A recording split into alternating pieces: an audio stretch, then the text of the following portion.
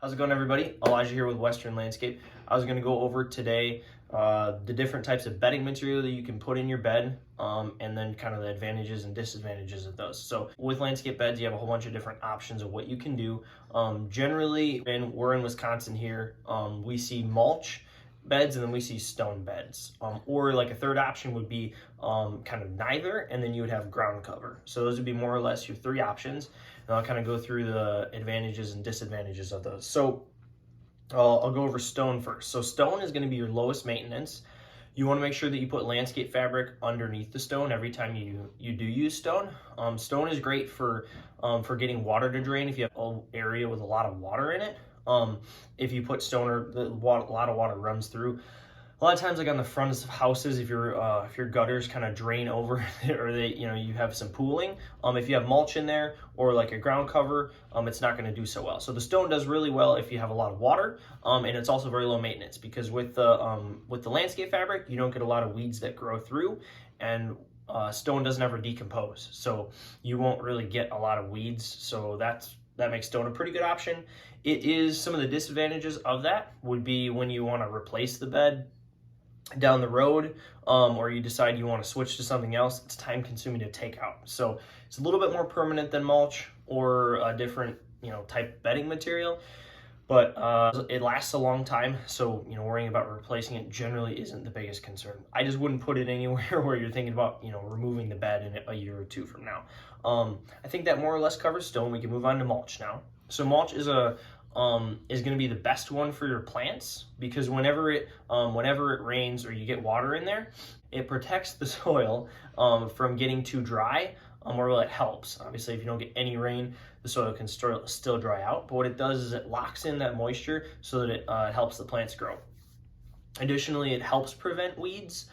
Generally, we don't recommend putting a weed barrier underneath the mulch because what will happen is that mulch will decompose, and then you'll get a soil layer on top of that landscape fabric, and then you'll get weeds that grow on top of the landscape fabric. So that's why you see a lot of, for the first 2-3 years, the mulch with landscape fabric looks great, but then after that, the mulch starts to decompose, and you get a bunch of weeds that grow on top of your fabric, and nobody likes how that looks.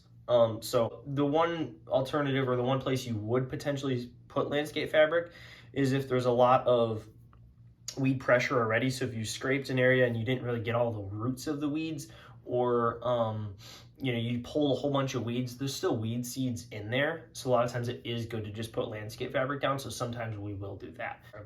If you decide you don't want the landscape bed, you can move it per se pretty easily. You could just till it into the soil and you could plant grass there, if you decided you wanted to change the layout of your landscape. Or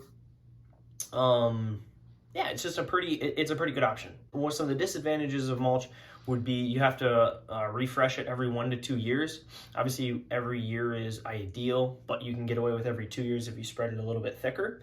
So it is a little bit more upkeep.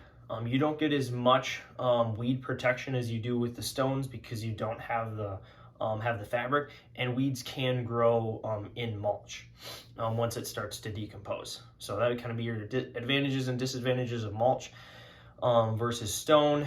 Ground cover can also be a great option. This is good if you really don't want to mess with it. It just takes a lot to get it going there. You can't just put in ground cover like that. You can plant it in a lot of areas, and you have to take time and split it, move it to somewhere else, then it kind of spreads and takes over, which is really good. Do be careful on what type of ground cover you use.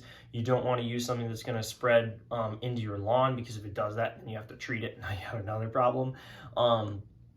So be conscious of that, but ground cover can be a great option as well if you just don't want to really touch an area. You're like, let's just plant these plants here and then just kind of let it grow. A ground cover can be a great option for that. Obviously, if there's any traffic through that area, if you're going to be walking through it, stone or mulch is going to be a lot better, because you can't really walk through ground cover without knocking it over and then killing it.